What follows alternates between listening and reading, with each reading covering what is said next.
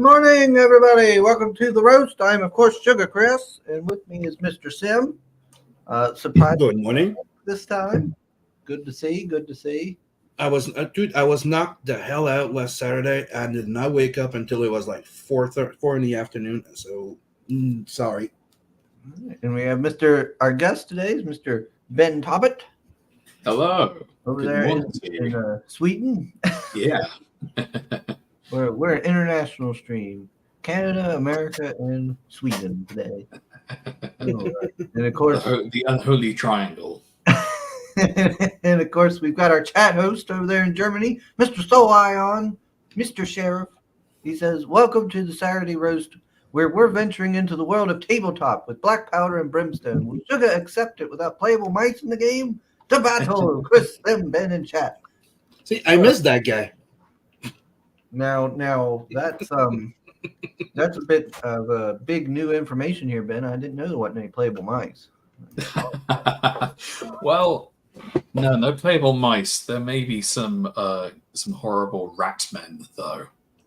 Oh, Rats. well, Those Skavens. Rats are also going to be like a major enemy. You guys ever played the what's it called? There's games that were on the PlayStation. Like you have to. There's like puzzle games. You have to avoid hordes and hordes of rats. What's the rats on the PlayStation? Oh, I can't remember the name of the game. The only rat game I know is Vermintide. Oh yeah, for sure. That's fantastic. Those dirty Skavens. Is it a newer game? Is it a newer game, Ben? The only good Skaven is a dead one. Plague Tale. What's it called? Plague Tale. First one's called Plague Tale. Yeah, that's what I was thinking of. Yeah, okay. Yeah, it's That's one one. where you're a woman with the like young brother or something. Yes, but two kids trapped in the middle of the 100 Years' War in France, and there are just tidal waves of rats, and one of the big enemies in the bestiary of the game, where you can have swarms of rats. Excellent. Can I find ways to befriend the swarms of rats and have them do my bidding?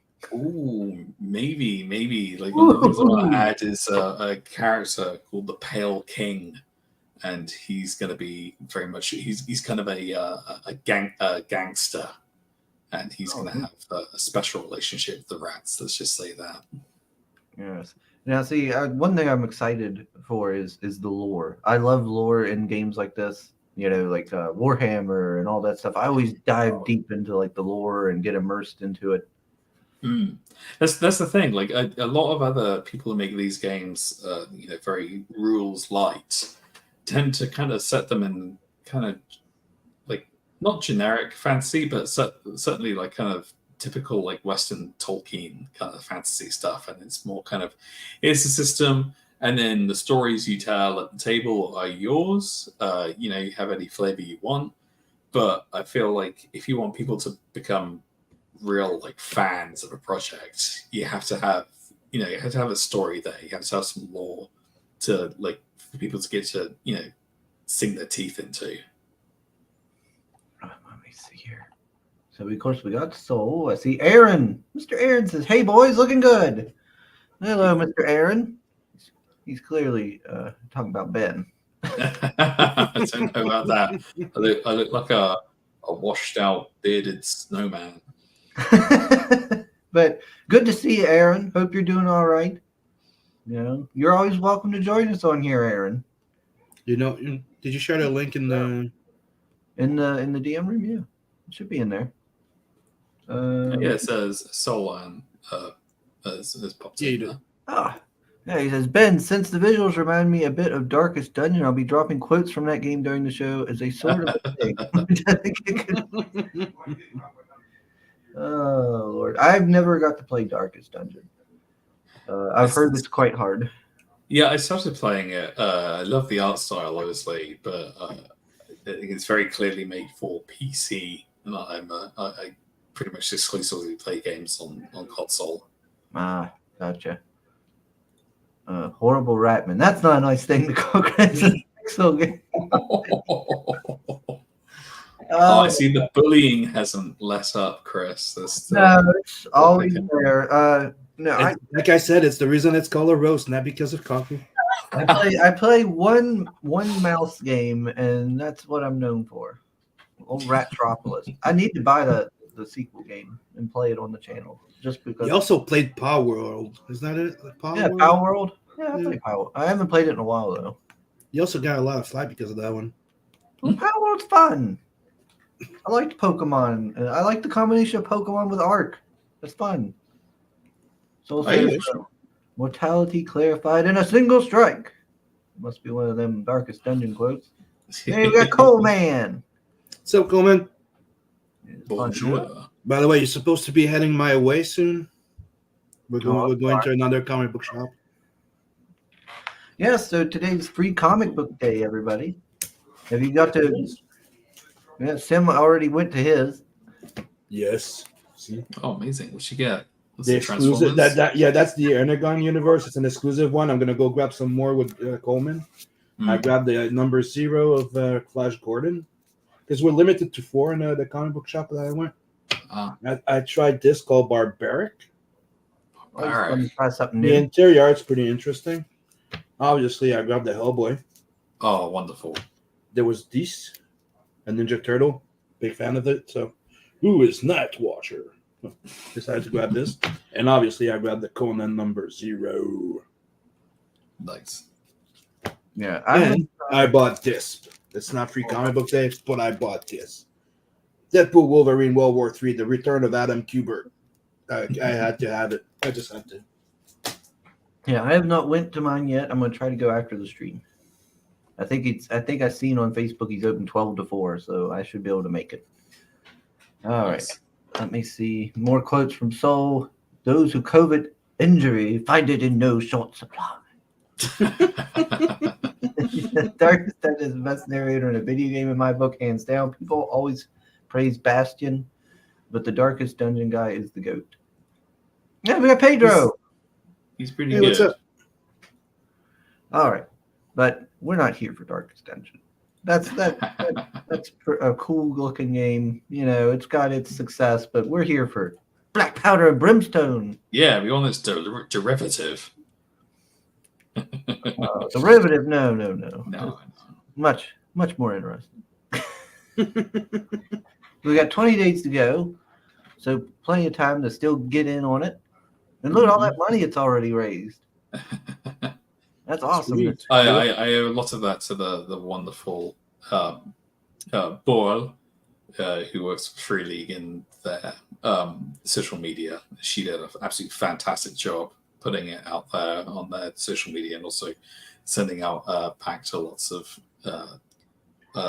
news aggregates and stuff. It's one of the things I've been telling the guys. I'm like, we need to up our game on social media and paying for some promo advertisement. Maybe team up a few people and just start, getting promo. Just like a mass emailing. People that run like blogs and news websites and stuff like that. I got a very because a lot of the aggregator sites that they will just copy and paste whatever you put in the press text that you send them.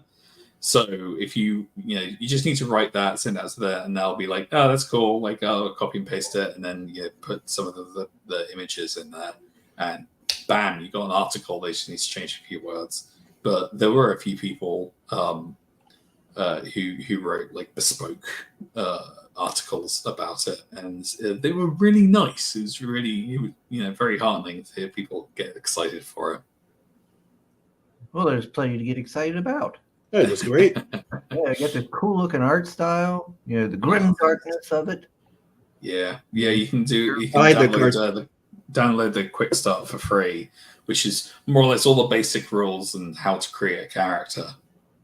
So if you so wish, you can start getting ready to play or even play a game now, essentially. I like the animation approach of the art style. Yeah, cheers. It's still trying to keep that kind of screen grabs from an animation kind of look. Yeah, looks like a classic animation movie, not anime, but animation movie from back in the I like it a lot. Yeah, well, that's the stuff I grew up on, I suppose.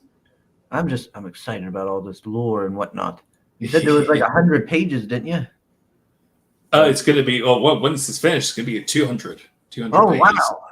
It's about 100 spreads, Okay. including a potted adventure at the end, like a little murder mystery for you to start playing with people as soon as everyone's made their characters.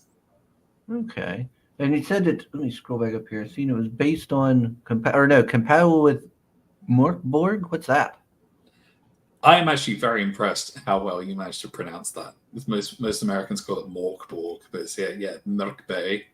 It means dark fort in Sweden. In Swedish, it's like a really cool doom metal, like punk RPG that came out a few years ago, and that's the system I'm basing it on. Oh, okay. So I didn't come up with all of the rules and stuff myself. A lot of those are copied from that in the same way that, it's using a system like an engine for a game. Mm-hmm. Where I've like changed. Unreal or something. Yeah, it's like I've been using the Unreal Engine for this, so I haven't had to build the whole thing from scratch. But I have tweaked and adjusted a few things, so you don't need to have the original Mercury book in order to play this. It's completely self-contained, and got some of my own bespoke rules and extra things, and setting and art and lore and all that good stuff, all the goodies. So it's Merkborg? Yeah. Ah. So Murk is like murky, so that's Murk. dark, and then Borg is like a fort. That's going to take some getting used to say. Yeah. All right. I'm going to play the trailer. I ain't played it yet before Soul gets after me. There we go.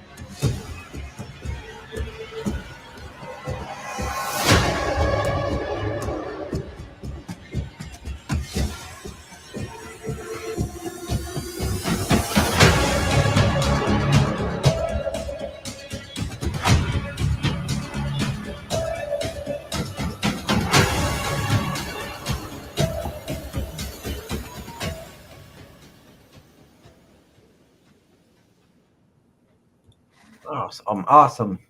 Oh, thank you. Yeah. So, can I have minions in this game? Yes. So the setting is basically a kind of fantasy version of the 30 Years' War, which was this really long, horrible war that happened in what's now Germany, when the Protestant, Calvinist Lutherans broke apart from the traditional Roman Catholic Church, and because both of these churches essentially didn't have many soldiers of their own, a lot of the war was fought by mercenaries. So a big part of the game is the mercenaries, who are these guys in the armor. But there is also mechanics for how to hire these guys out. Sweet. So you can have a retinue of hardened bastards along with you, as long as you can keep paying them. Because the second you stop paying them, they're gonna leave. Yes, excellent. I could be like a fat priest man who just yes, go to war for me. Yeah, just be carried around on a palanquin. Oh, this is gonna be. If you get enough money, then you can just play as the guy who's like, God, seize him. So I these are personal questions here. If I wanted to get this game, Mhm. How would I be? Would I be able to like somehow send it to like somebody else to be the DM? Yeah, if you wish. So how would I do that? So it's just like back as usual, but when it comes to the fulfillment stage, which I think will be handled by BackKit, I'm not sure because that's going to be handled by the publisher. All you'd need to do then is essentially put in their address instead of yours, and also like make sure that you have all things like import and all that jazz sorted out. If I were, well, how about this? If I were to back this physical copy, could I Yeah. send the digital to Oh somebody? yeah. Oh yeah. Everyone who gets a physical copy of the book gets a free digital copy, along with all Oh, the other digital rewards, which includes at the moment a GM screen for people to print out. And if I hit some more of the stretch goals, I might be including some more digital stuff. But honestly, most of the stretch goals are just about making the book better. okay. Um, yeah. So you got a lot of options I see here on the choice. Mm-hmm. Yeah, but so it says. I'm gonna be honest, Ben. I don't know a lot about TTRPGs. That's okay. I've only got to play once or a little bit. This The one's very simple. And So what's up, Quantum Age Comics are? Oh, hello. Hope your Saturday's going well. oh Um, hey, so I've only ever played Pathfinder First Edition. oh cool, I yeah really yeah. liked it because there was so many, how you say, like options and ways to do things and Mm-hmm. make Mm-hmm. your character however you want it. I thought Yeah. that was really fun. But you say it's rules light. Yeah, So, essentially.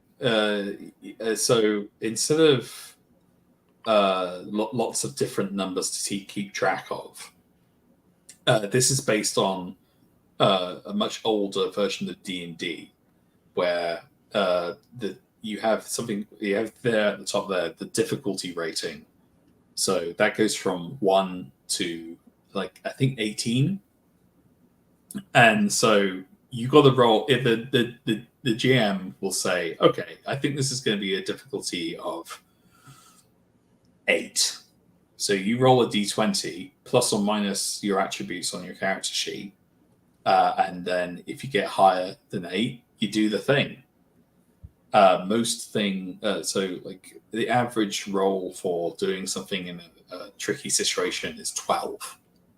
So if you've got like a guy coming at you with a pickaxe, you want to strike him with your sword, that's going to be that's going to be 12, and it's going to be 12 every time unless the situation changes. So you want to swing your sword, you roll your d20 plus or minus your strength modifier. So say that your strength modifier is 1, so you roll a 11, but then with your +1 that gets you 12. That means you do it. You strike that guy in the face with your sword, and then you roll for damage. Easy peasy. And it also goes the same the other way. So if that guy then wants to hit you, instead of the GM rolling to hit you and then asking what's your AC every time, it's always you, the player, have to roll a d20 to dodge the attack. So the GM actually doesn't really roll many dice, if at all. So, and to dodge an attack is usually always a 12, as usual. So, you roll d20 plus your dexterity, see if you get above a 12. If you get above a 12, you dodge that attack. Nothing happens. It's all good. But if you get lower than it, then you're getting hit. All right. And then the armor reduces the damage. Yes, so the armor doesn't make you like less difficult to hit. If anything, like the really heavy armor makes you easier to hit. But then what happens is once you get struck by the attack, you then roll the dice that corresponds to each level of armor, and then that whatever you get from that dice negates the damage done to you. So say if you got like a really good piece of armor, which is a D6, and like an enemy gets an attack on you, it does 4 damage, but you roll your D6 and lucky you got a 5. That means the armor takes all of the damage. But if you roll low and you get like a 2, then that means that 2 damage. You negate 2 of that damage, but 2 more. Whoa. Okay. 2 more will go through. Sorry, there's a thunderstorm coming in, and my cat's going crazy. Yeah, There's a huge rain in blast here. of light, and then a thunderclap. Good grief! Wow.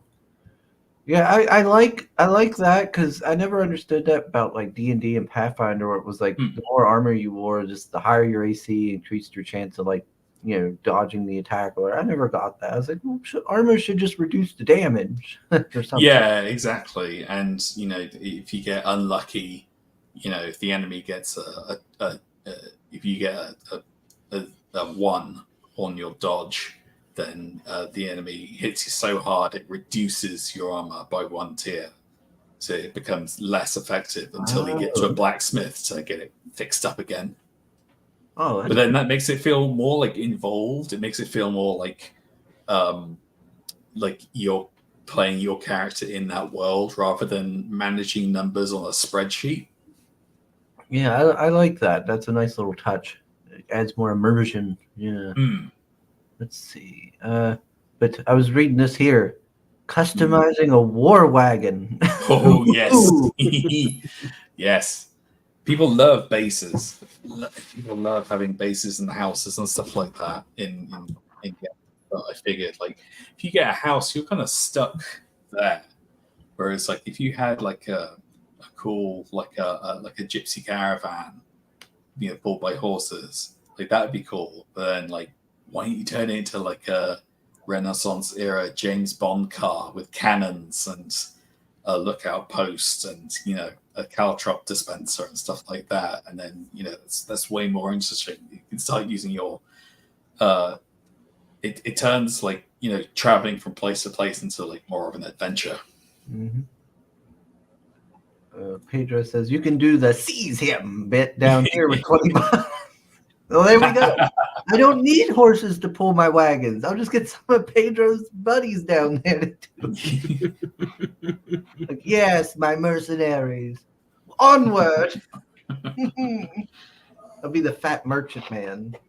Yeah. Let's see. I'll have to add that in as a character class, like just a rich bastard who goes around ordering everyone around.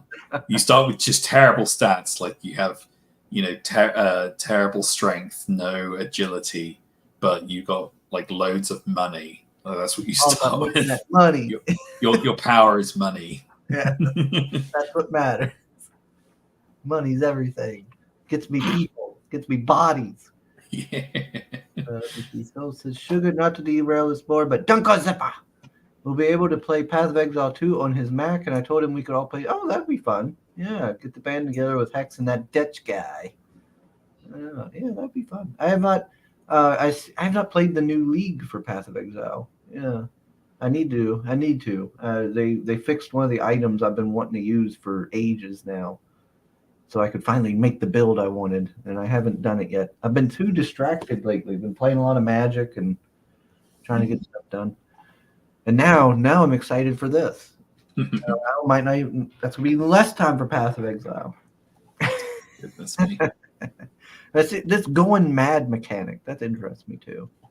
Oh yes. That's going to be for like I have some rules right at the end of the book called the Bastard Rules, which makes the game even harder. So if you feel like your players aren't having a bad enough time, you can apply the Bastard Rules, and one of them is essentially like if you feel like if you fail like a roll before you go to sleep, you get terrible nightmares, and it kind of drains your vitality, so you kind of slowly go mad. Lovely. Love to hear it. Like that was something I played when I was playing. I kind of realized like everybody was really invested in their characters to the point where they were like getting emotional over it and stuff. And for me, it was like I was fine if my character died in a way. Like, Yeah. oh, he died. Well, that sucks. Make a new one. Yeah, do cool stuff with this guy. Something like I put later on with the whole like forming like a mercenary company and stuff like that is like there's no rule that says you have to have just one character.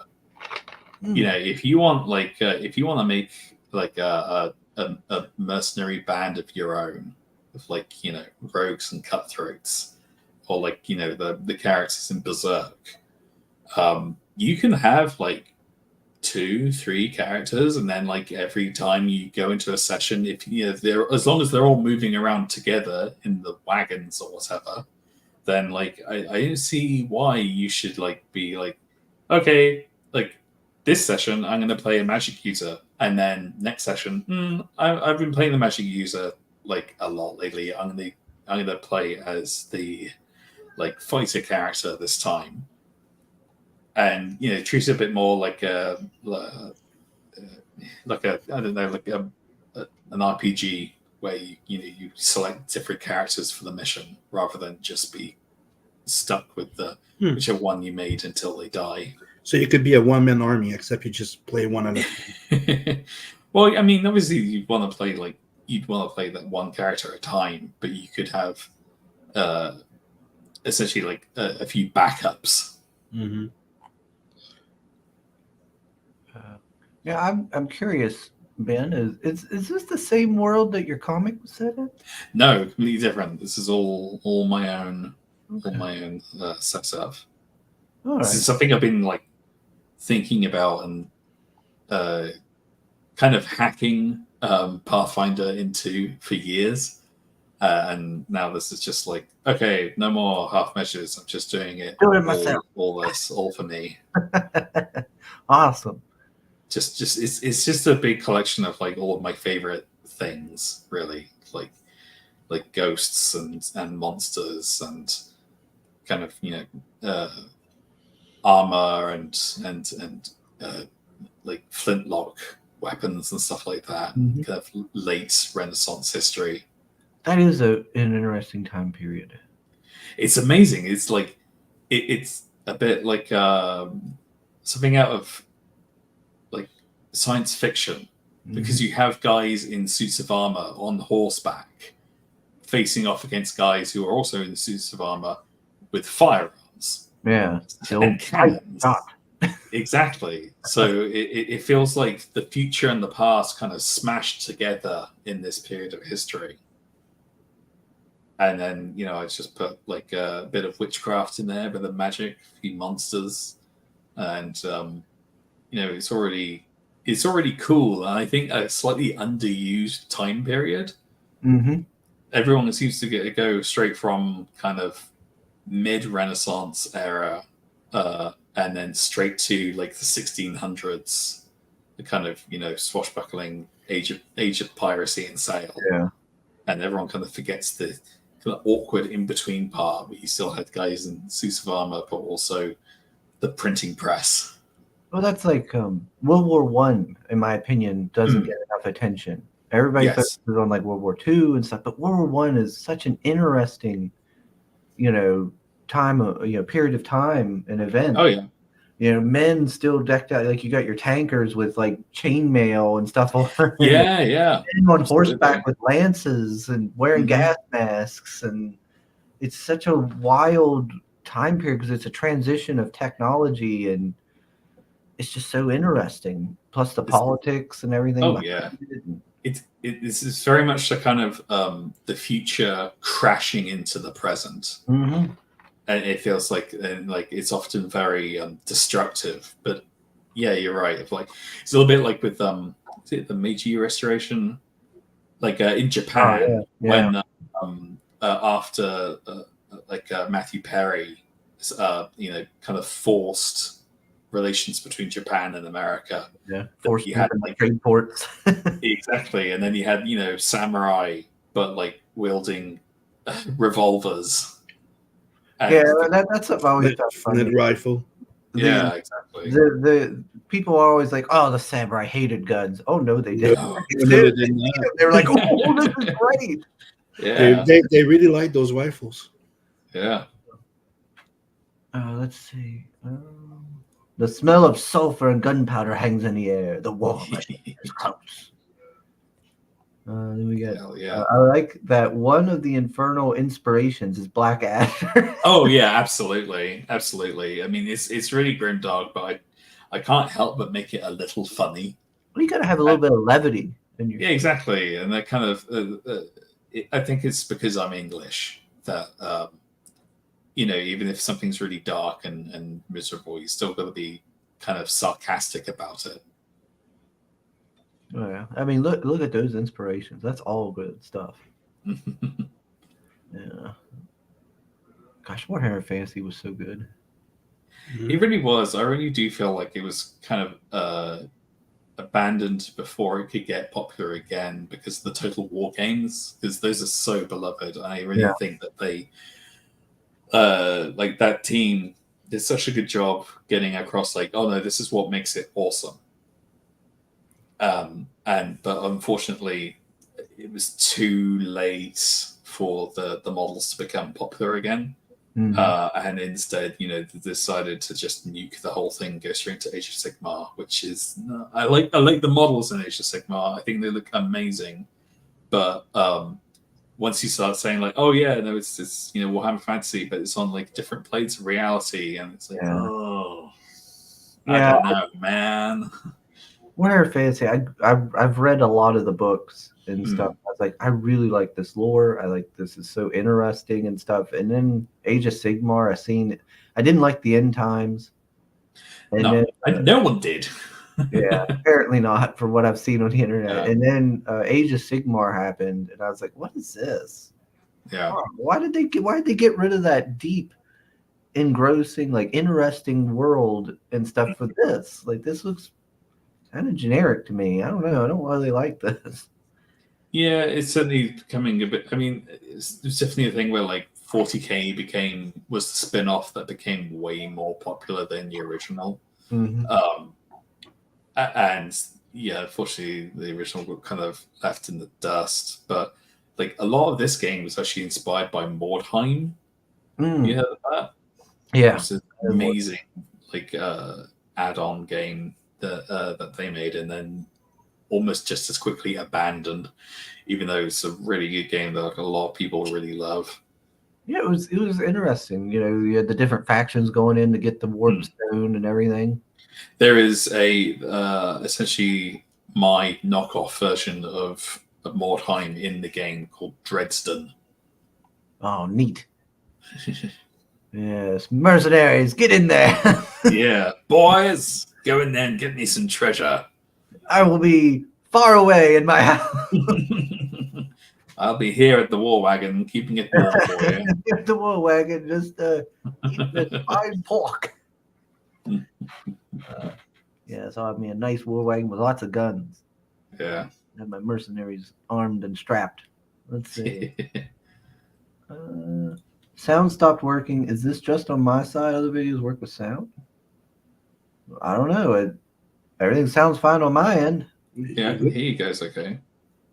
Shut up, Chris. You know what you're talking about. Shut up, Johnny. Come in here and insult me right off the bat. I haven't even seen you in danger. Gosh dang it. How are you doing, Johnny?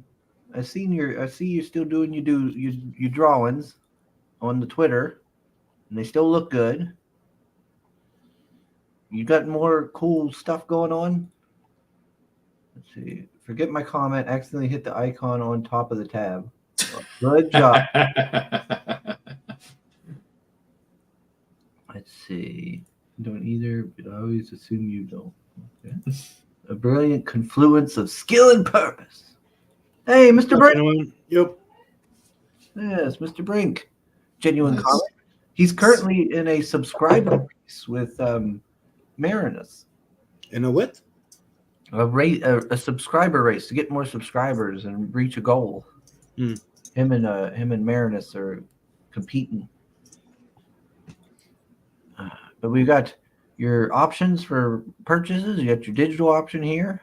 You got Mhm. the PDF. You got the fancy hardcover. Oh yes, that's gonna be very fancy. It's gonna look like like a blasphemous Bible. Ooh. It's just gonna be matte black, nice like gold shiny kind of off-brand crucifix on the front. Oh, It's nice. gonna look really nice. And then the book plus the PC sheet pad. Oh, that's for making. Oh yeah, like a load of character sheets, so you can quickly make a new one if your guy dies. Oh, okay. Oh. Art Lovers Edition. Yeah, that's going to have a digital copy of the book with no text in it. So it's Oh, just going to be cool. the illustrations, and because some of the pages don't have full illustrations, they're going to have kind of behind the scenes sketches and stuff like that. With some like it's a commentary as well. Okay. Oh, we got some person. Hello, hello. What's up? We're just here today with Mr. Ben, talking about Black Powder and Brimstone over on Kickstarter, a tabletop RPG he's putting out. And we're going through the tiers. Oh, there's that special edition. Got the fancy cover. Yeah, that looks good. Collector's edition. Oh, it's just both the regular and the special edition. So if you want to have the regular one like for use, and then keep the special edition one on your shelf or locked away, because the special edition, those copies of the book usually are going to be Kickstarter exclusive, so it's going to be a very limited run. So if all goes well, they could become very valuable. Yeah, like all the. I'm sure a lot of those D&D old D&D editions are probably worth some money now. Oh yeah, for sure. Mm-hmm. Especially as like the special edition books, they're only going to be printed to the number of people that back them. So those will be the only in the world. Whereas the regular book, now that the Kickstarter is successful, once that's printed, it won't be exclusive to Kickstarter. That will be available for purchase in shops. Probably early next year, but I'm hoping for a bit of a Christmas miracle to get it out by late November, early December. But it's probably going to be in shops by February or March 2025. Okay. But if you back Kickstarter, obviously you'll get your book delivered way before everyone else. Oh, look at that. A book of spells. Oh, yes. So magic in this game is highly heretical, and you need to keep it secret. Otherwise, the Inquisition will be after you. And so I wanted to have a little book in there, which is every page has a spell on it, and then every page is going to look like the Necronomicon. I actually have a preview of it if you scroll down a little. Oh, okay. Let's keep going then. Then the Commander's Edition gets you a custom-made illustration. Oh yes, they're highly limited. I'm only doing 5 of those. Someone's already bought one, so. Oh, awesome! Yeah, that's the big money tier. Oh yes, and then the retail. Yeah. There's the book itself. Yes, all its glory. There's the and then that's what the special edition the one's going to look like. That's what you can expect inside. Forming a mercenary company. There we go. There you go. Yeah. There we go. This is for the man behind all of it. Mm-hmm. The dreaded effects of the staggering pox. Yep. My kind of brand of zombies. Oh boy, can I be a necromancer? Can I control the pox? Well, I don't want to spoil too much. Oh. Let's see. Count Lethgar's Manse. Yeah, that's the the story that comes with it to play the potted adventure. It's like a little murder mystery. Oh, we got stretch goals. Some of them are already unlocked. Look at that. It hasn't updated. Oh well. A print. Nemesis and 4 unique enemies that have their own behaviors, stats, and story hooks. Ooh. Oh yeah, a bunch of like villains and ne'er-do-wells you to interact with. Oh, awesome. We got a ribbon, like a little bookmark. Oh yes, absolutely. Awesome. Yeah. And I haven't updated this, strange. But yeah, we've already unlocked the downloadable GN screen, and then the next one will be adding another ribbon. Oh man, hopefully you can get to that more enemies in the bestiary. Oh yes, That'd be awesome. I do like that's probably my favorite part of these kind of books is the bestiary. Oh well, you're in luck. There's already 30 enemies in there, Oh, awesome. and each one's a fully illustrated page. Oh look, there's Ben in game. There's me in my armor. It's at the cleaners right now. Let's see.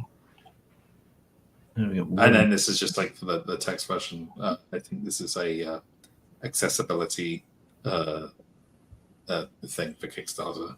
Oh, okay. Let me scroll down here. Where's that? Did I miss the preview of the spells? Yeah, I let me just double check my. I must have overlooked it here. No, because it should be in the book section. That's so weird. Maybe refresh the page. Okay, let me refresh. Because I updated it this afternoon. Book. Oh, there it is. There we go. Yeah.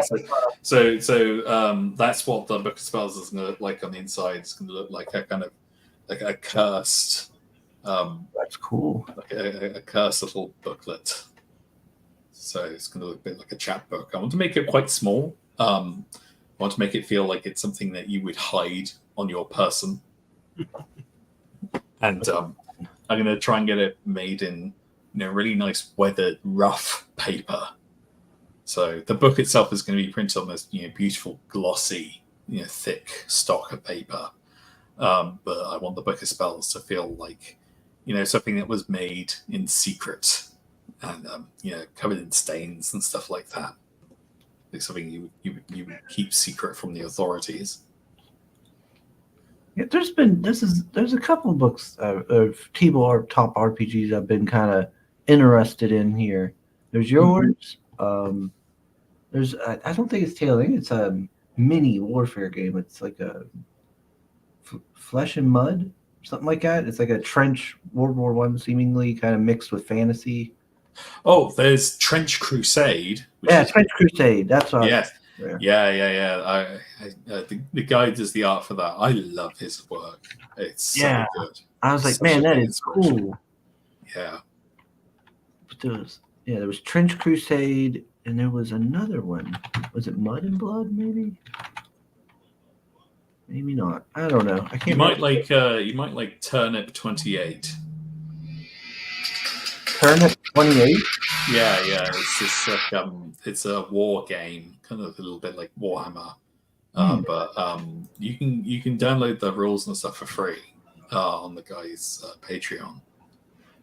But that's got lots of really fun. It's got a really cool, fun like post-apocalyptic setting. It's kind of post-apocalyptic Napoleonic War.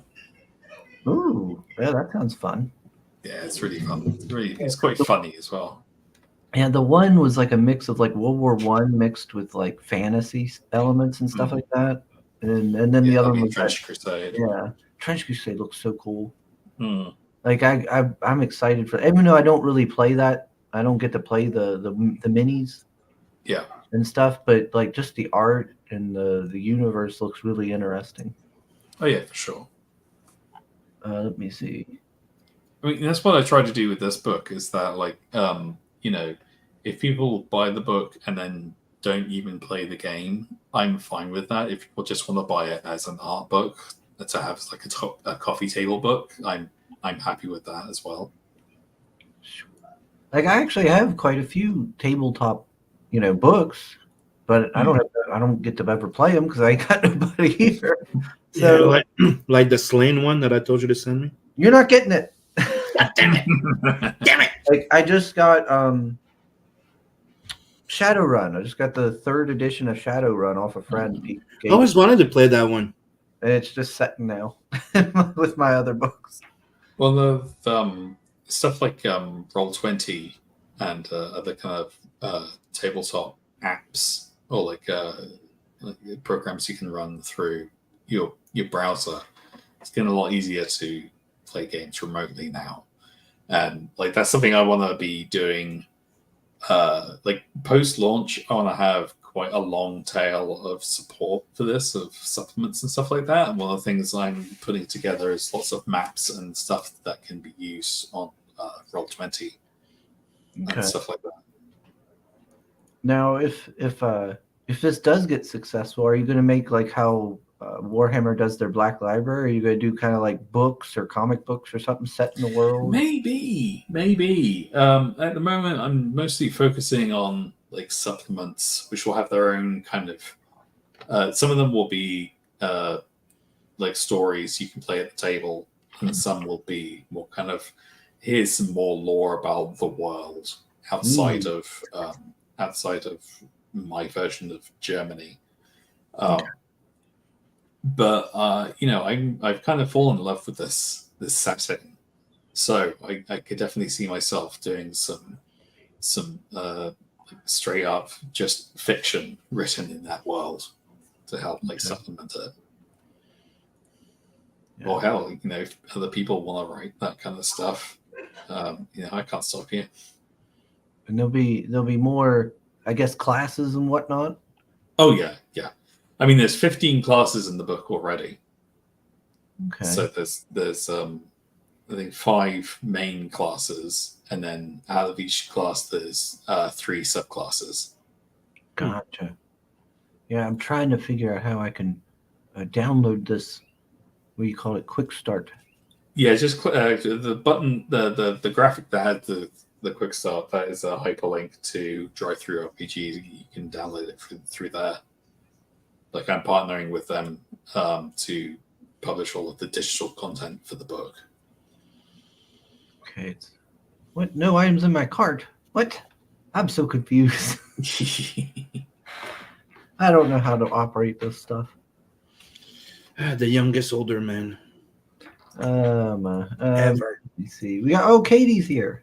Or the youngest boomer. Hello, ladies. Sugar, less shopping, more backing. Yeah. I'm working on it. Let's see. Hope you're doing all right, Katie. It's been a little bit since we talked. Soul says adversity can foster hope and resilience. I'll tell you what, I'm gonna inspiration. Just so that it's quicker, if you check your Twitter, I've sent you a link to the Google Doc of the Quick Start. Thank you. Yeah, because I wanted to look at the classes and whatnot. Oh, they're not in the Kickstarter, in the Quick Start, but you'll be able to have like a proper look at what's available. Oh, okay. Saving that for people who pay. That's the good stuff. Oh, okay.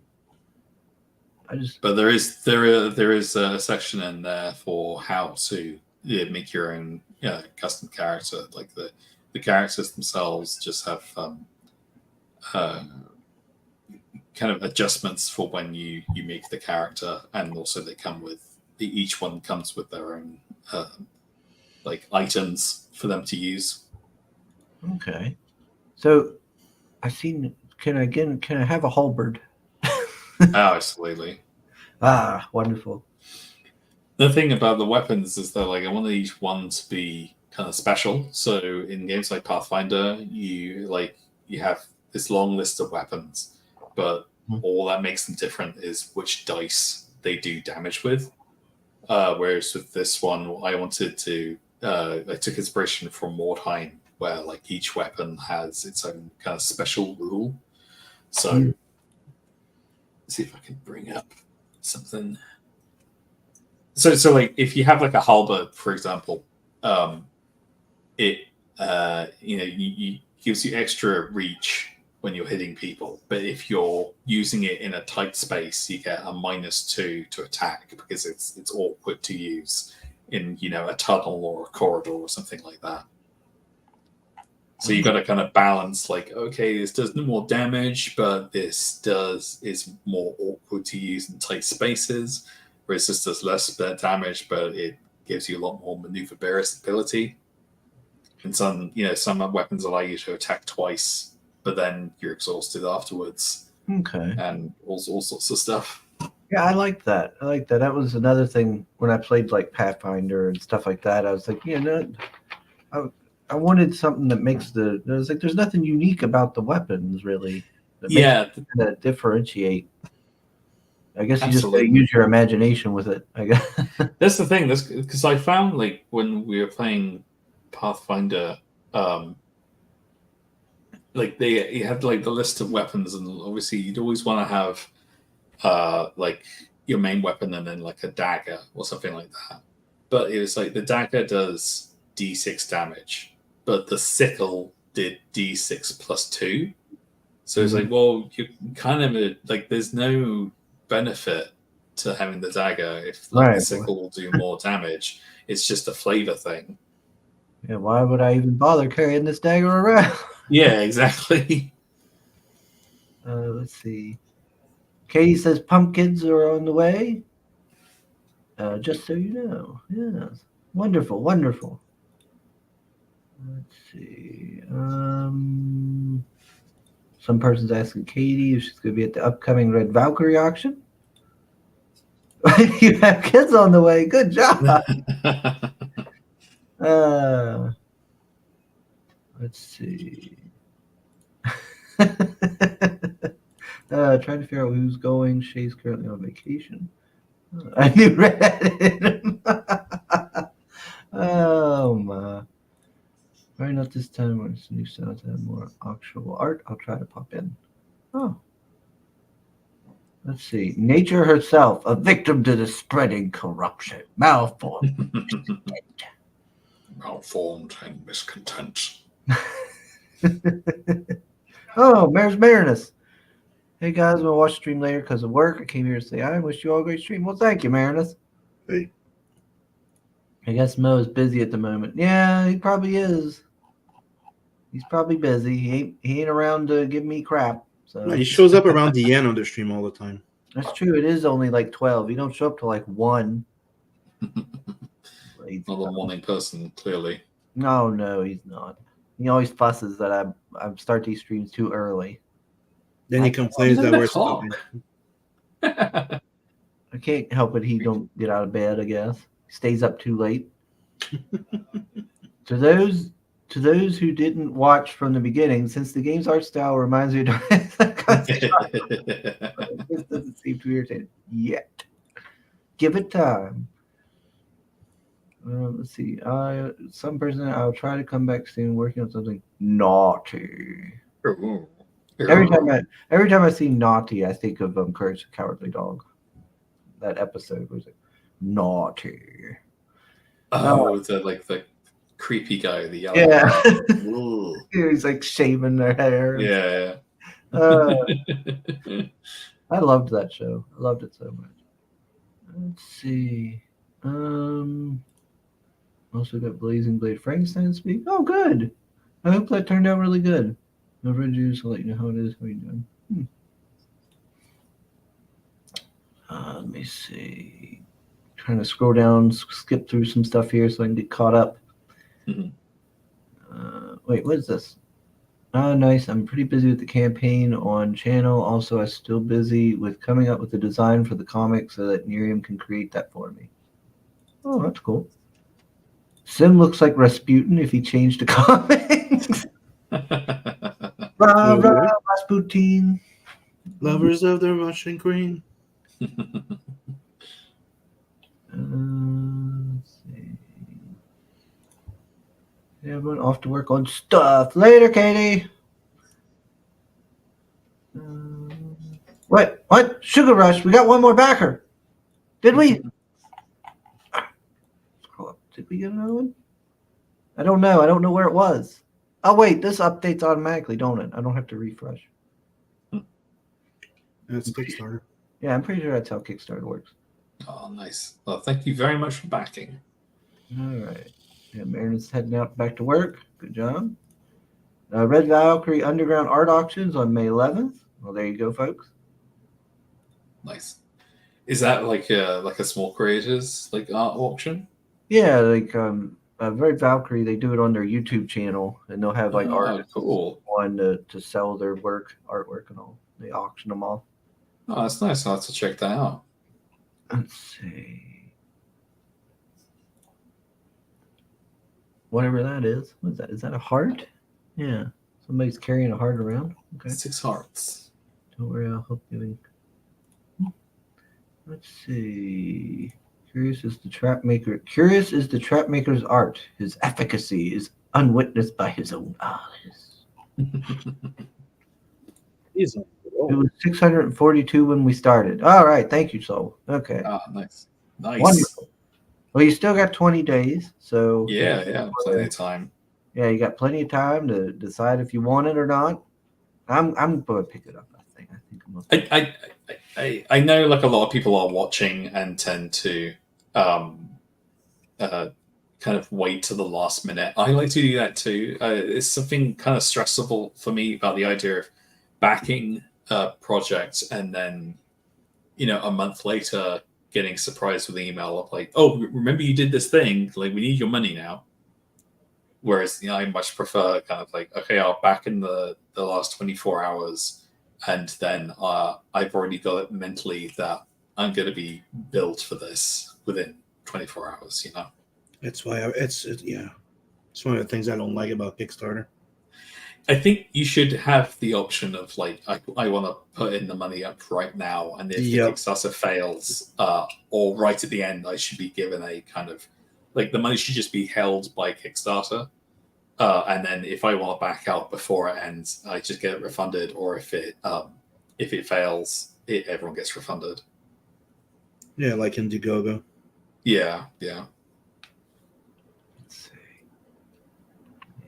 Yeah, it could have me a halberd and a wicked mace. There we go. That'll be fun. Let's see. Yeah, so let's put the link for Red Valkyrie. Oh, bro, let's check that out.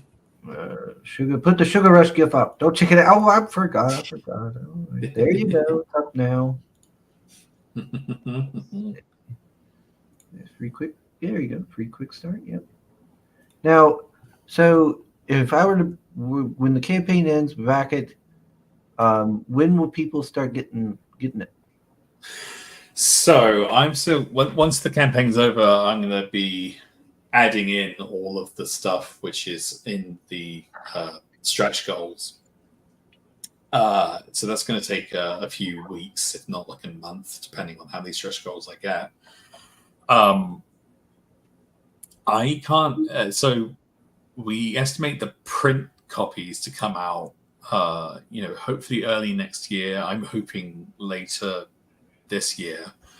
But because distribution is being covered by the publisher, Free League, I don't really get much of a say, unfortunately. Rest assured, if you do back, I'll be continue to be updating the campaign as it goes, so everyone will know, when books are on their way, when PDFs are on their way. The PDFs will likely come out, around the same time as everyone's packages start getting mailed to them. Okay. Let's see. I can share some of that quick start. Share some of that. Let me bring it up here that you shared with me. Boop. Yeah, look at this quick start. We got all the rules and whatnot. Yeah, so that's basically all the rules. I managed to fit them on one page, and I like the idea of having everything at the start. So if you're running a game, it should be very easy to use. These are all the most important rules, so you can just flick through to the front if you're ever stuck. Wicked wounds.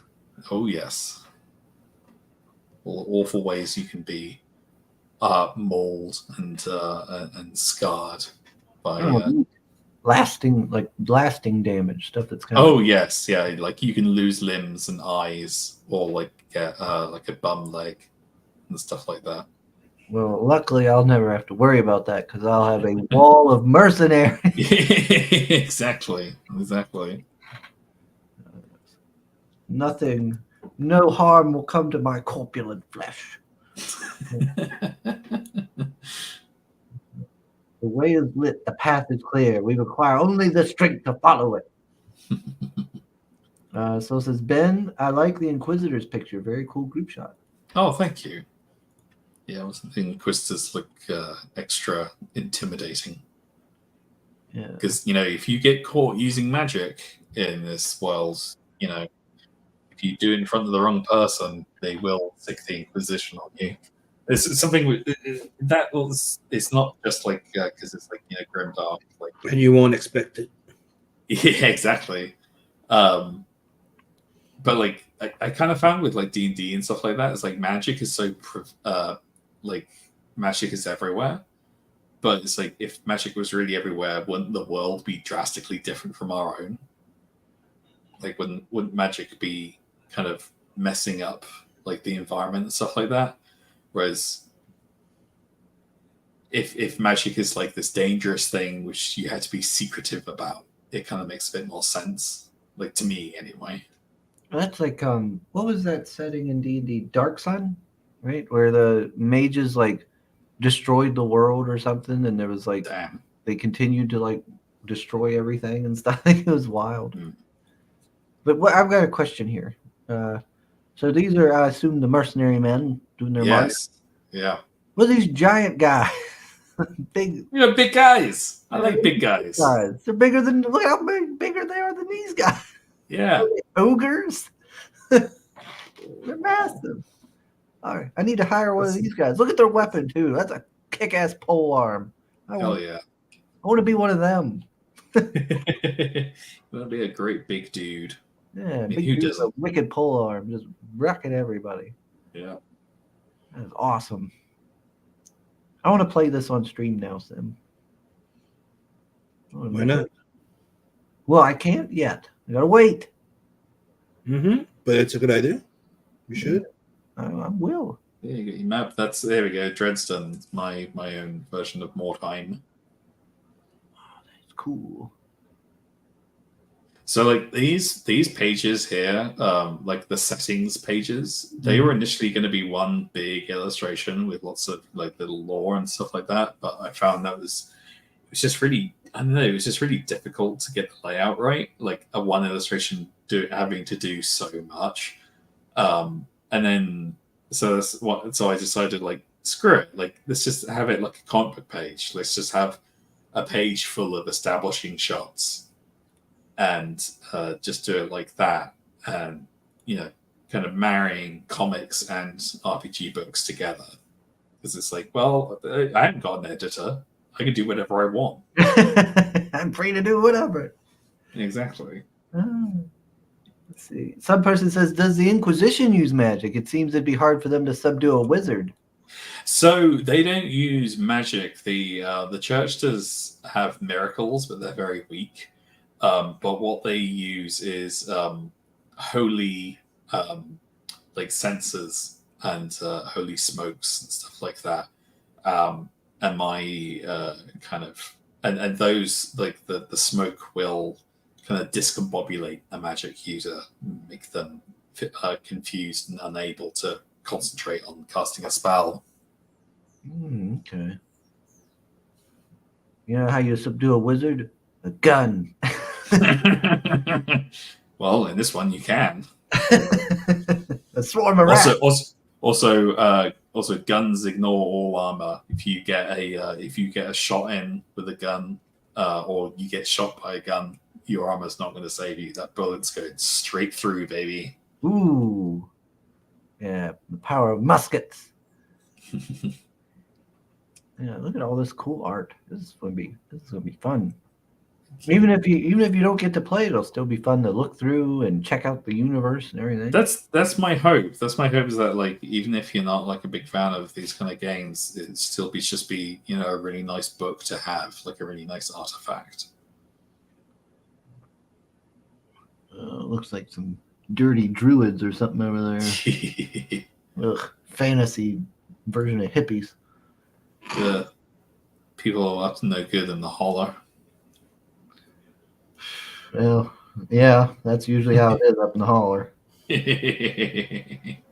So weed and opium.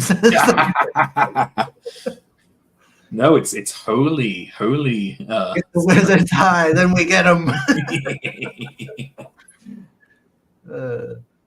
I mean, that is kind of my justification that like the stuff in the sensor, like the smoke which discombobulates, is probably going to be like ye olde marijuana. Hard to focus high on off the weed smoke. Hard to focus on your spell. Tripping balls, I guess. I mean, pretty much, yeah. We got Felix Haas. Hello, hail. Hey. Mo ain't here yet, Felix. Calm down.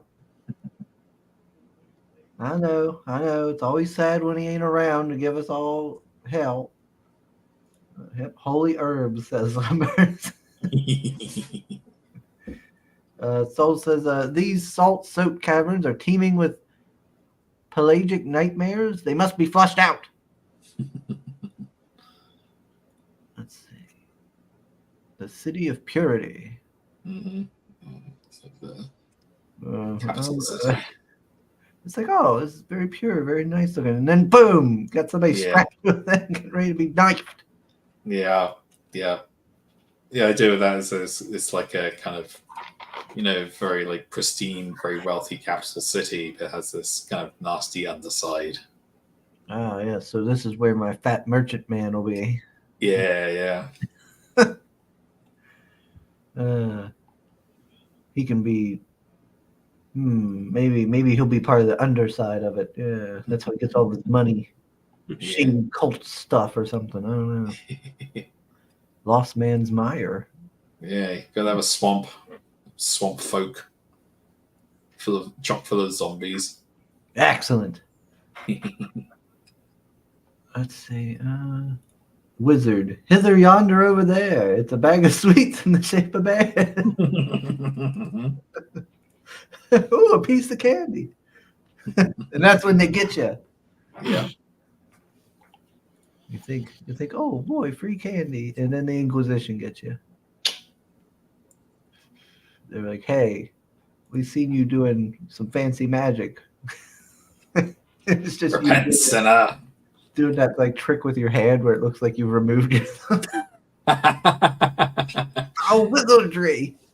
Foul wizardry into the penance chamber with you. We got the rules. Yeah. Super simple. Yeah, it looks pretty straightforward, easy to understand. Yeah, I'm hoping so. I seen one of the attributes is presence. I assume that's like charisma kind of deal. Presence is kind of a catch-all of kind of like using your head. So you use it to use magic, but also to like convince people or like to aim a weapon. Kind of like soft skills. That makes sense. Okay. So so my merchant's gonna need presence so he can haggle properly. Oh yeah, absolutely. And I've got the rules specifically for negotiations. Excellent. You will work for me.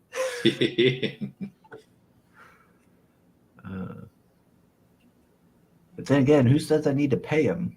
Maybe I can get some sort of like slave labor or something. Excellent. That's what the zombies are there for, no? There we go. Zombies. Excellent. If they don't want to listen to you, you kill them, turn them into zombies, and then they have to listen to you, and you don't have to. Yeah. You got more zombies. Brilliant. This is turning out wonderfully. It's all coming together. Yeah. And everybody that falls, follow you. Mm-hmm. I just gotta make sure the zombies don't turn on me. But then that's where you start necromancy. Oh, look, we got mounted combat. Yeah, that's cool. Yeah, so it looks like it's gonna be a lot of fun. And then there's the wicked wounds. So all the ways that you can be like permanently damaged. Oh, large scar, missing eye, missing teeth. Oh no, not missing. A bone deep ache. Infection. Oh, geez. Yep. What about that? Was it the pox? Oh, the pox is its own rules. Oh, Which okay. are pretty terrible. Devil's luck. What's that? Yeah, so this is like you get 3 devil's luck points per day, and you can use those to make like a roll a little bit more easy before you roll, or you can use a dark power. But then if you do that, then you risk getting a devilish mutation. Ooh, mutation, you say? Yeah, so there's a table of mutations there on the right of like what Oh, can happen to fun. you. So X-Men type of mutation or Um, type? A bit of both. So you're essentially like, if you get enough, then you'll eventually just look like a devil, and people are going to want to kill you on sight. Not if I have money. Exactly. They'll overlook it if I'm rich. Yeah. Did you see that? No, you didn't. No, you didn't. Ignore my cloven hooves. Do you just wrap them in money so they can just pick at it? It's like a reverse No. stripper. They won't. Mhm. They won't bother me if I've got an army of mercenaries. Oh, An army of mercenaries solves everything. you got a problem with my cloven hooves? You there? Throw him to the floor. Roughly, Centurion. Let's see. A moment of valor shines brightest against the backdrop of despair. Glad we have all these inspirational Quotes. Felix is throwing out links. There's Sims Web Store, Tales from Natverse #2 Second Chance campaign. Which is going to be printing this month. Well, there you go, everybody. Let's see. Considering how wizards love to smoke, all you have to do is give them free drugs. Yeah. Well, the Inquisition will have this all cleared up in no time. Oh, yeah. Let's see. He's starting to link to Hell Zone. Thank you, Felix. Ooh, thank you. Some person says if you ever make merch, dice would be cool. Yeah, I know what I'm definitely going to be doing once it's done is I'm going to have cards printed. That's going to be covered by Drive-Through RPG, where you have like all the characters and NPCs and monsters and stuff like that on one side of the card, and then the rules and like quotes and stuff like that on the back. I might have to. Something I've been getting into lately is play mats for Magic and stuff and everything. I've been checking those out. I need to get me a few. And I was like, oh, that'd be kind of fun. Like a play mat of this. That'd be kind of cool. You got black powder weapons. Oh, yes. You'll be careful with those unless you're like a specialist. You need to, every time you use them, you roll a d6. If you get a 1, it explodes. Oh, Just geez. take your hand clean off. Okay. Well, I'll let my lessers take care of that. Yeah, That's what I pay them for, after all. Exactly. You don't even pay them; they're dead. He's obvious. Well, then they won't mind missing any hands if they're already dead. Zombies, shoot in that general direction. And if the gun explodes, then it might blow up in the enemy's face too. Yeah. Works out. And all I need is a dagger to perform my ritual sacrifices. Let's see. We got Michael. Oh my! How do I say that last name? Desjardins. Desjardins. Desjardins. Desjardins. Forget the din. Desjardins. Desjardins. Yeah, there you go. Better. Michael Desjardins. Okay. He says, "Hail, my chat. Hail, sir." What's up? I'm learning. I'm getting better at it. I'll get better at saying all these fancy names. Fancy European types. Yeah, all you hotty-totty Europeans over there. I don't know. I live out in the woods. Leave me be.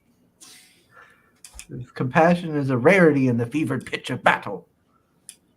There won't be no compassion here. Let's see.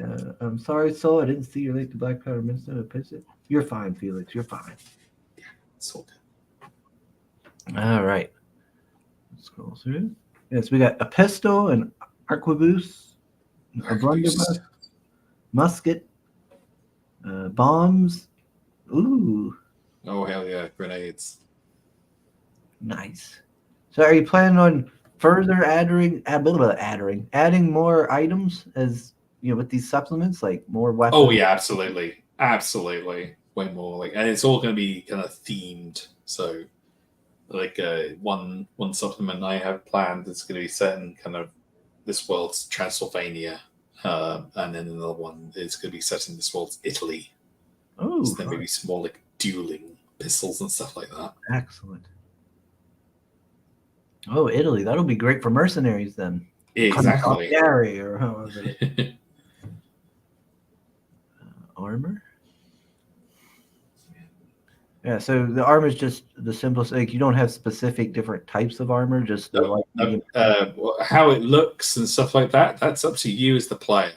I just give whether it's light, medium, or heavy. Okay. Items and And then, gear. yeah, here's all the stuff, and then that's the wagon. These are the rules for the wagon. Oh, what was the war wagons called back in the day? With I can't remember now. I remember because they were in what was it? It was Age of Empires 3. I think they showed up in. I don't remember now. Oh well. Let's see. Items and gear. Oh, a bear trap. Yes. Make catching my zombies easier. And also like the animals and stuff that you can buy. You can buy Oh, horses, well, I donkeys, guess. and cats and dogs. But what about catching people? That's what the bear traps are for. The greatest game. The most dangerous game. Yeah. We got. As the light gains purchase, spirits are lifted and purpose is made clear. I'm going to be ready to go on a crusade soon. Souls get me amped up. Do you like reading about history, says some person. It seems anyone that makes these have a passion for history. Oh yeah, absolutely. I mean, a lot of this came from the guys on the podcast called Chapo Trap House did a kind of special about the 30 Years' War called Hell on Earth, about how like this war kind of paved the way for the various forces in Europe, especially in like Denmark and the UK, for like trade to become capitalism. And all the fun battles and stuff like that, but like that's where it's all leading to, and like I kind of fell in love with it. Like wow, this is so cool. Oh, nice. I see. We could have cats. So if Yes. you want to be a crazy cat lady while in your wagon, you can. The thing is, like, what they did with the cat was, when you buy it, you roll a d6. If you get a 1 to a 3, the cat is aloof. But if you get a 4 or a 6, the cat is friendly and it likes you. Knocks over your drinks. Yeah, exactly. Whereas the dog will always be loyal. Always let the dogs out. Oh, look at all the options you got for your wagon. Ooh. Uh-huh. Yeah, an iron cage. Heck yeah. Keep prisoners.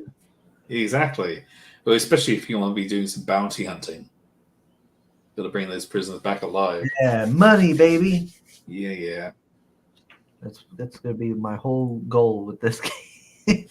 Where can I make more money? Oh, this is going to be fun. Oh, we got magic.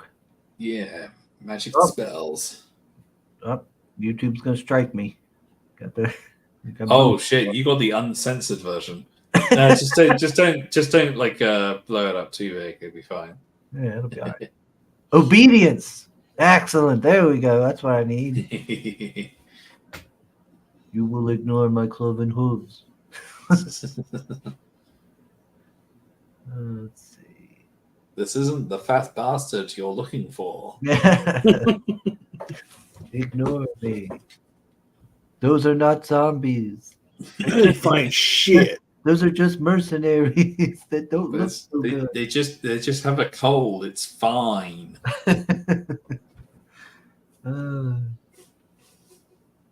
Ask an intact corpse 3 questions. Oh, neat. I can get that spell and talk to my zombies. He's always dreaming of minion souls. Every time. What's this? Which mark? Once you mark an object you made any time, return to your hand, turn it invisible, grow, shrink it, turn it into an imp. Whoa, you can turn an item into an imp. That's neat. Mm-hmm. Toad. You can polymorph somebody. Yeah, just turn you into a toad. Right into a toad. We have potions and whatnot. Potions and poisons. Ooh, always fun. Berserker's Brew. Mm-hmm. Ooh. Yeah, this looks like there's a lot to do. We even got hunting for the bear trap. Yes, exactly. Nice and simple hunting system. Nice simple travel system. Pork chops. Yeah,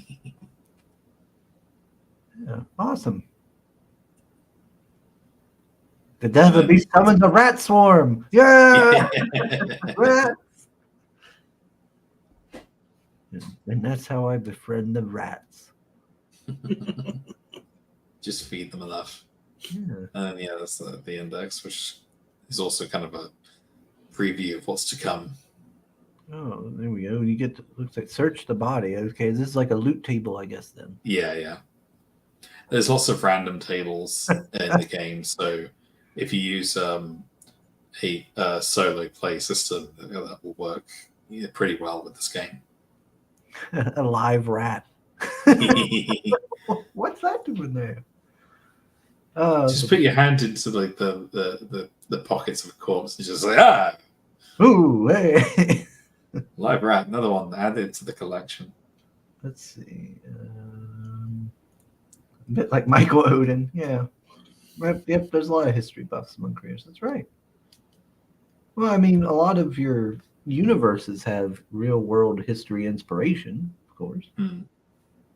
Let's see. Sugar's dreaming of minions again. Always, soul. Always. Just wants to be like Gru from Despicable Me. Oh, that'd be great. All kinds of minions to command and order around. Be lovely. It's rat tropolis all over again. Yep.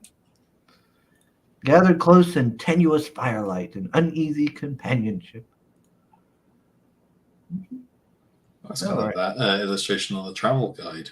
Yeah, look at that.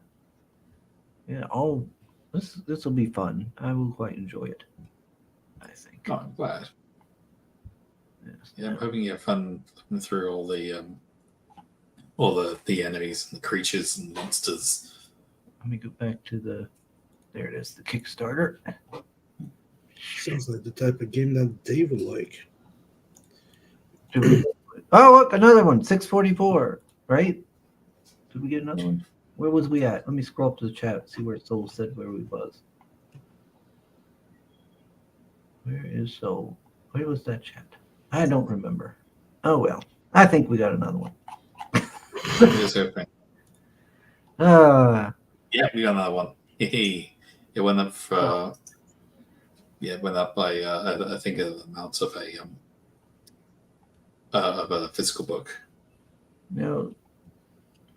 This was pretty Single back is doing the show. Amazing. So the special edition one then gets all these other stuff, like the Art Lover. Oh, yeah. If you get... let's have a look.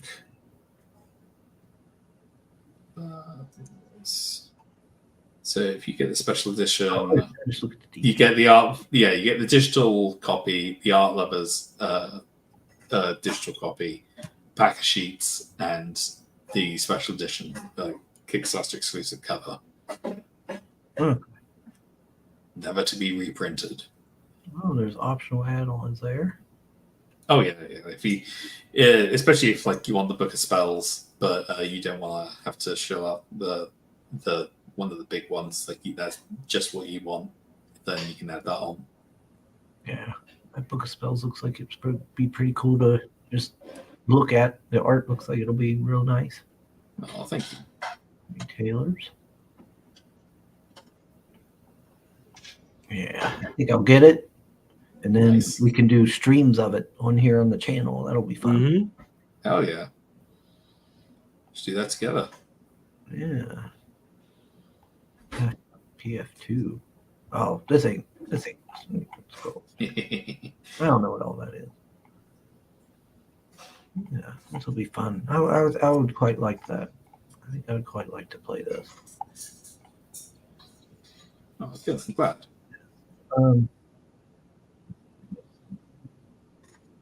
Jump 2 more backwards during the show. Wonderful, wonderful. All right. Fantastic news. Yeah, so I'm Everyone I can get. I'm gonna pick it up myself. Wait, how do I go back to the there it is, campaign. Yeah. Now you can tell I haven't used Kickstarter in a while. I think it's been like some updates, like relatively recently. I remember this, like some of this stuff myself. Yeah, so I'm gonna pick it up. I'm not sure which tier is the only thing I gotta decide on myself. Yeah.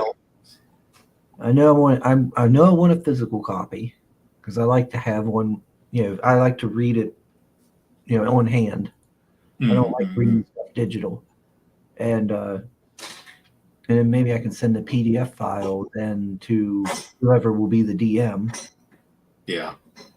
And that way I can still have it to read. Well, once you download the PDF, like it's on your computer, you can send that to lots of people. Oh, okay. Yeah, maybe I could get Soul to join us and play with us.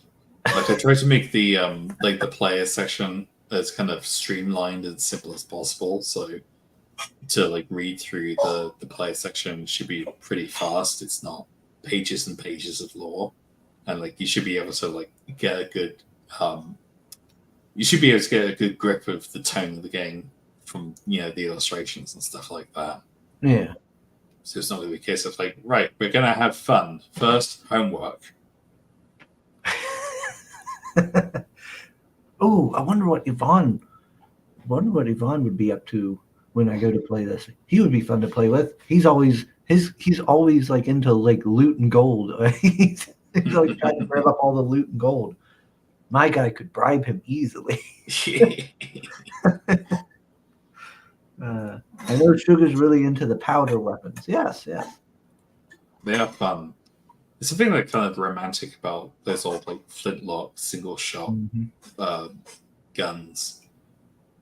Yeah, I got a few here at the house. Oh, really? Oh, yeah. Oh, what you got? Well, I used to have a Civil War musket. Goodness. And I got one that I don't know where it's from or anything. It's missing some. It's very. I got. What else do I got? I got a couple of the Turley rifles. I got a one that was custom made in London by a gun. I think it has the gunsmith's name on it. Cool. And I got I got one or two like reproductions, and then I got a modern black powder. Yeah. Where are my guns? Let me just see if I can find them. And there you go. You got him started. Now we have another 2 hours. Hope you're ready. He has a lot. He has a lot. This is now gun chat.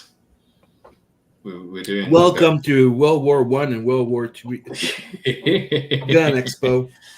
Yeah. Well, people are just like, oh wait, I didn't know I was tuning into Forgotten Weapons. Oh, dude, he does have quite a collection. Nice. Now, depending on how long it's going to take for him to come back, and if he doesn't hurt himself, or they all fall on him. No, awful. What's Solan saying? You have to imagine that Chris once had a guy over to repair his bathroom, and he even traded rifle with him. Yep. Mind you, he is only talking about his black powder gun, Benjamin. Yeah. Goodness Dude. me. How many has he got? The room used to be full. Oh, wow, really? Like, you used to see the entire wall, like, just... It's just a huge He collects collection. them. He actually collects them. Yeah. You Yankees, you crazy. You need guns. I'm sorry. Although I can't complain. If I could collect things like that, I probably would. So I said, I'm Canadian. That's still no excuse. I know what you guys are like as well. We have the most most rifle per capita. Most guns. Doesn't surprise me. Like, hunting is. I mean, you still get a lot of people subsistence hunting. No. They're going after hunting rifles and stuff. But... It's like it's the difference between. Like, I mean, you don't need like a semi-automatic. So saying it's M15. If you're just going to go out shoot deer. So saying it's not an overstatement to say that he has an armory. Yeah, pretty much. Yeah. So he's like right now, like you can imagine he's like going to the freaking thing. He's like, that one, not that one. Which one of these? Okay. He's gonna come back looking like a Rob Liefeld character, just like guns coming out of every pocket.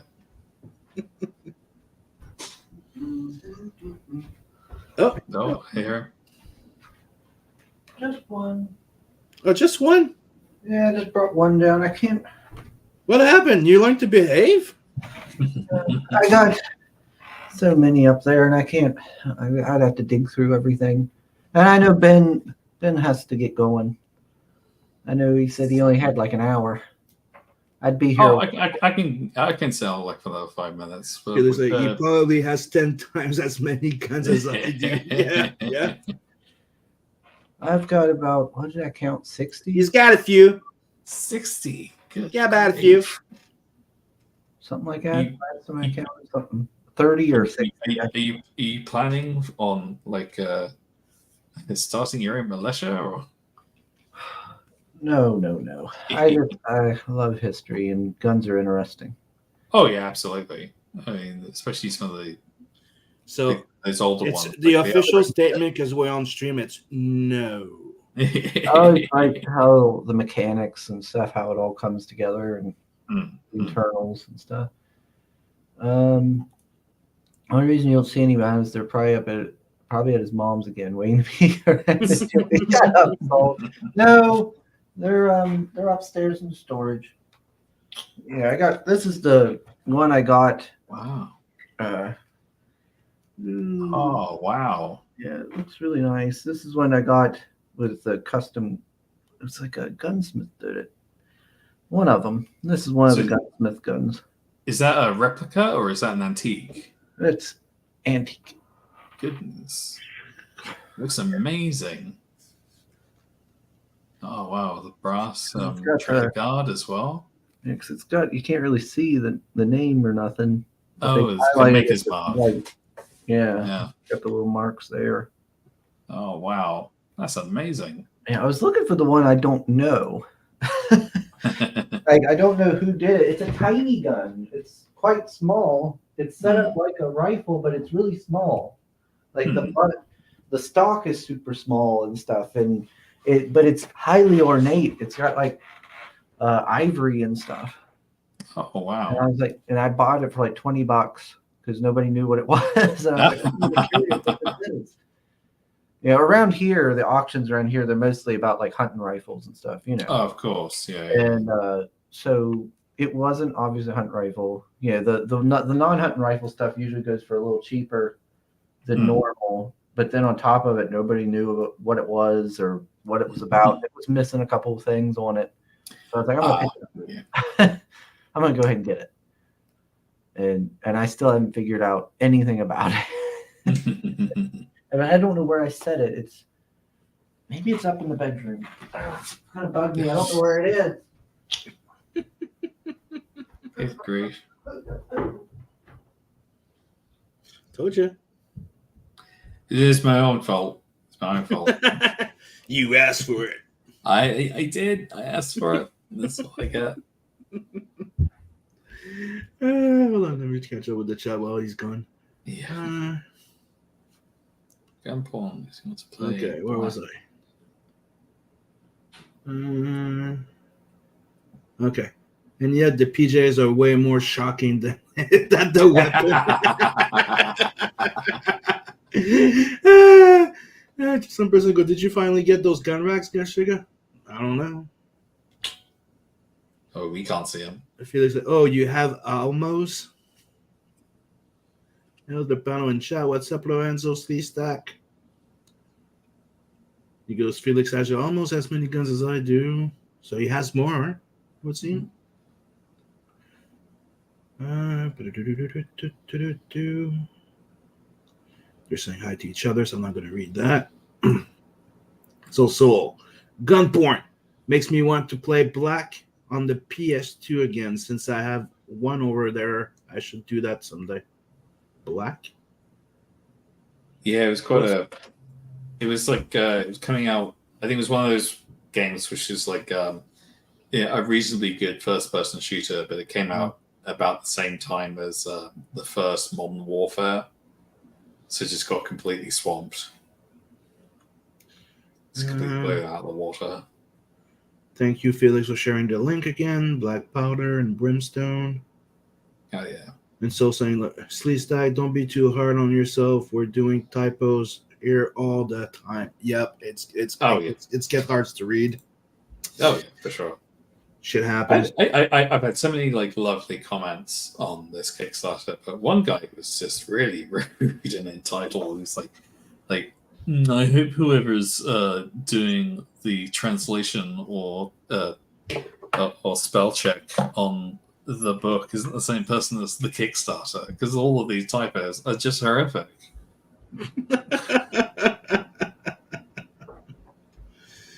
Yeah, well, it's one of the things I used to do before. Oh yeah? I used to just send my editor to go correct my freaking thing. I send him the link of the campaign. Can you go over this shit? Then I get a little like text message. Here's this, here's that, here's this, change this, fix that. I'm like, thank you. Oh, what's he got here? Where is it? He's still looking for it. He's still looking for his strange gun. Yeah, I remember him showing it.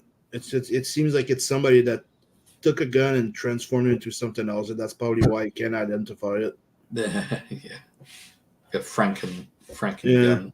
Yeah. I don't know where it is. Don't worry about it. You'll find it eventually. When we're done with the stream, you'll probably click. Yeah. It don't make sense. It's not where I usually set all my stuff. Maybe the rats got it. Yeah.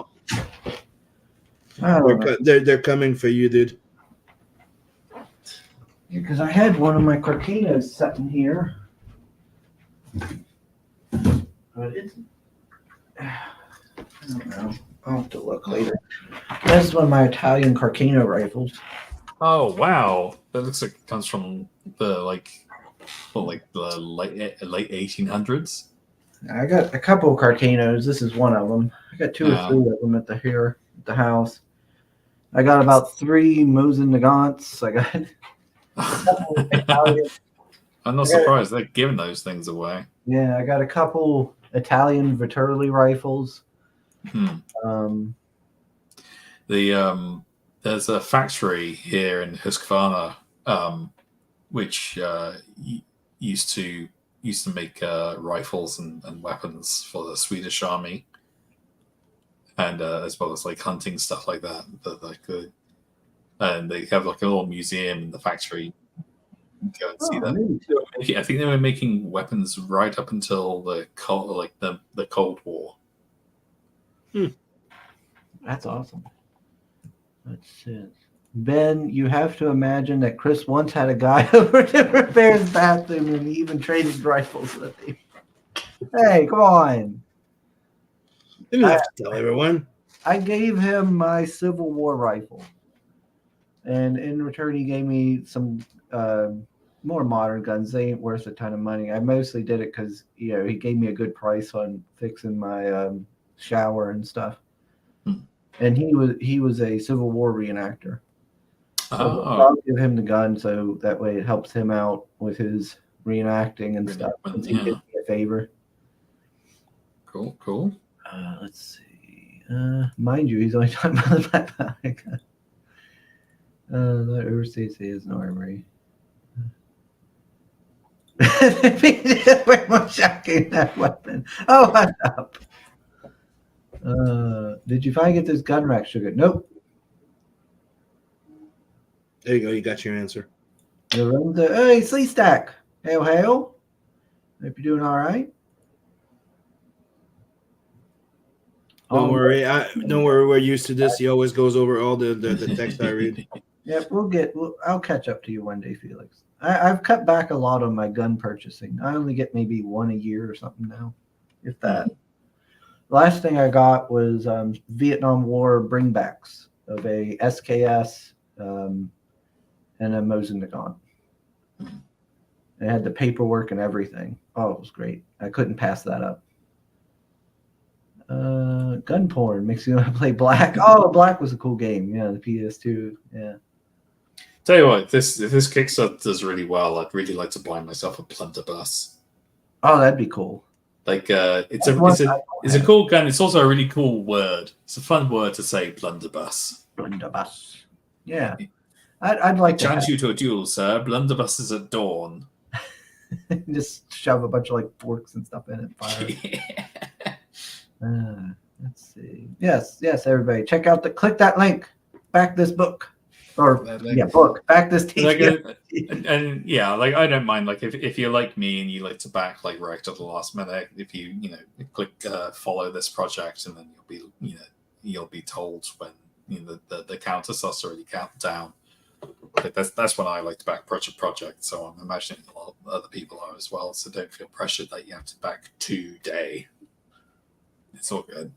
Something you both don't know. Sugar likes cosplay as a Southern Papping Rabbit General Grant. I do declare. Mercy. Oh, mercy. You Yankee boys. You Northerners.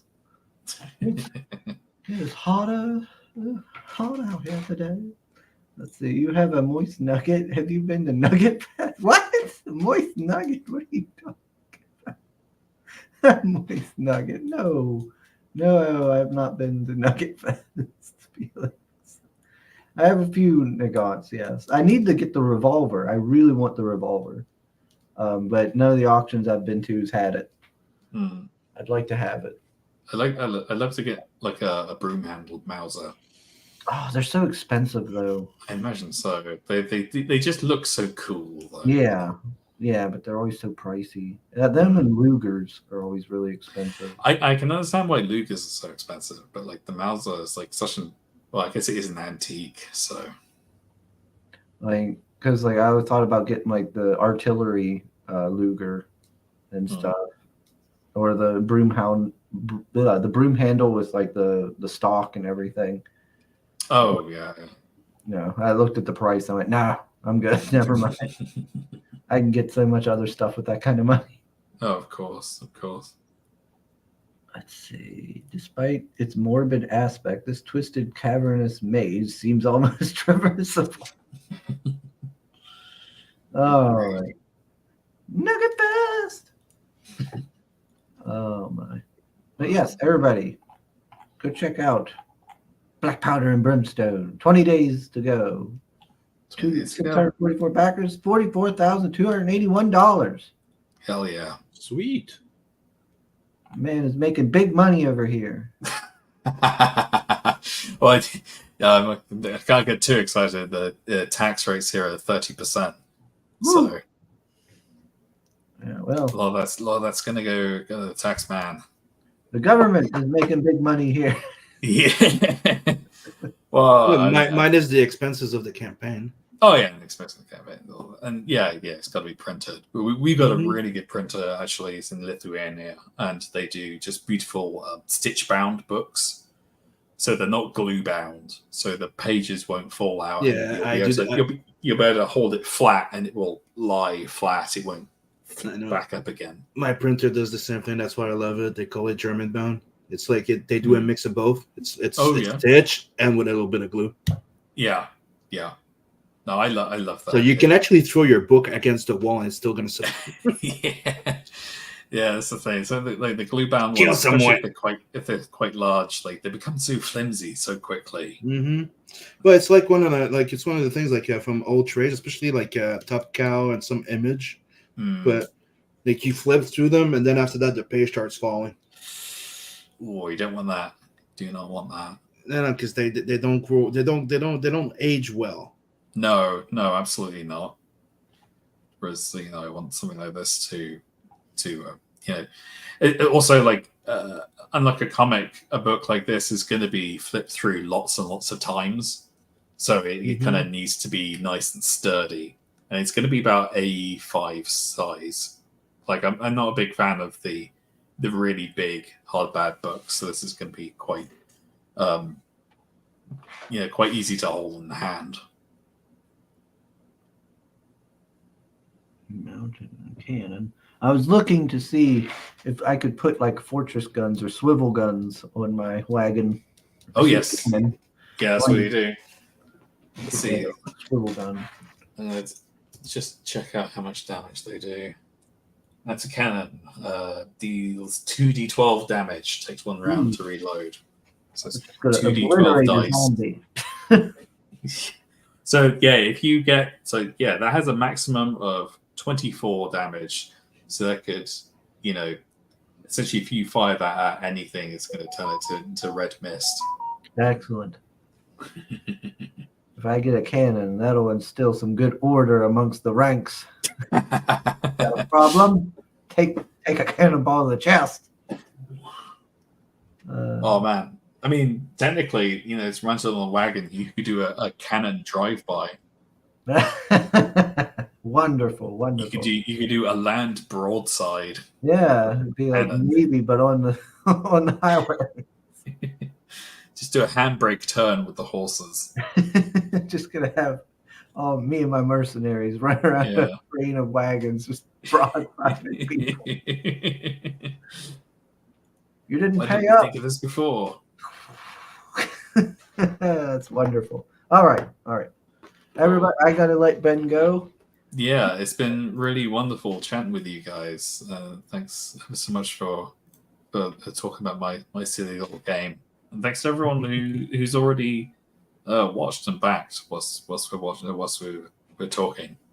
Yes, and everybody support Ben, support his project here, so we can get more, as you say, supplements and stuff for this. Oh yes, I'm gonna back it, and when I get it, I'm gonna do some streaming of this thing, do cool stuff with it. It'll be fun. Yeah. Sim, what is this? I'll be done. Oh, I just wanted to show what I was working on. So I did a logo for a restaurant. Oh wow! And you wanted to have like a bounty hunter rooster. You'll be very careful with that wording. Then he also asked me and hired me to do a mural. So it's going to be like a full wall print. Cool. So see. Oh yeah. Oh wow. With a lot of guess. Oh, is that Lobo there? Yeah, Lobo. Yeah, Bender, Harlock, Goku, Last Ronin. Then you have Nat and Bob from my characters. Oh, it's your guys. Awesome. Then you have Chitara. And then you start seeing more people. You have the... Yeah. Oh, wow. This is going to be huge. Heavy Metal Girls. This is going to take ages to finish. I'm almost done. See? Nice. Oh, Space Dandy. Nice. Space Dandy. Talking with Spike. You have like the sit-down gorilla cyborg. You have Fry and Leela playing rollerball. Nice. The little wing to Battle Angel. Then you have Powered. Obviously, there's Deadpool there breaking the fourth wall. You have the bird of Tarna. You have Julie from Fact 2. That's one of my favorite, Armitage. Then you have Bubblegum Crisis in the back. Cool. Some deep cuts here. Then you have Astro Boy and Where is he? Claptrap. Yeah. Where is Sam? Where is Alf? He's not there yet. Right? You include him in everything. I know, but I'm running out of room. I was thinking of maybe putting him here, but just sticking out his head. Yeah. Maybe chasing Chasing the the restaurant's cat or something. Chainsaw Oh, Man. Chainsaw They're Man, watching nice. Chainsaw Man, yeah. Nice. And obviously, I had to put Pit because Of course. Pit rules. Despite no one here sharing my favorite handheld, I also have to mention that Darkest Dungeon, which the quotes are from, was also released on PlayStation Vita. You and that PlayStation Vita, Soul. Soul says, Sim, that looks great, even though it's French. He says, Sim, if you forgot to put Alf in it, you're getting old. No, I'm just not done. I'm still adding stuff. I just trying right now to just get the blocking and colors because it gets to a point where you kind of like get blinded. You know what I mean? Like, yeah. So right now I'm flatting, so I'm gonna see more of the room and the space that I have. So that's what I was saying. Like, I was thinking of putting Alf just sticking up his nose. So obviously there's gonna be Alf in there. There has to be. Of course. Cute. All right. All right. Well, everybody. We're going to wrap this up. Mr. Ben, thanks for joining us as always. Thank you for having me. Always a pleasure. It's always good to stream when you're on. Thanks everybody in the chat for popping in and gabbing with us. No Mo today. We were too early, I guess, for him. And go check out Black Powder and Brimstone. Yep. Well, we'll see you on the next one. Later. Bye. Okay, we love you. Bye-bye.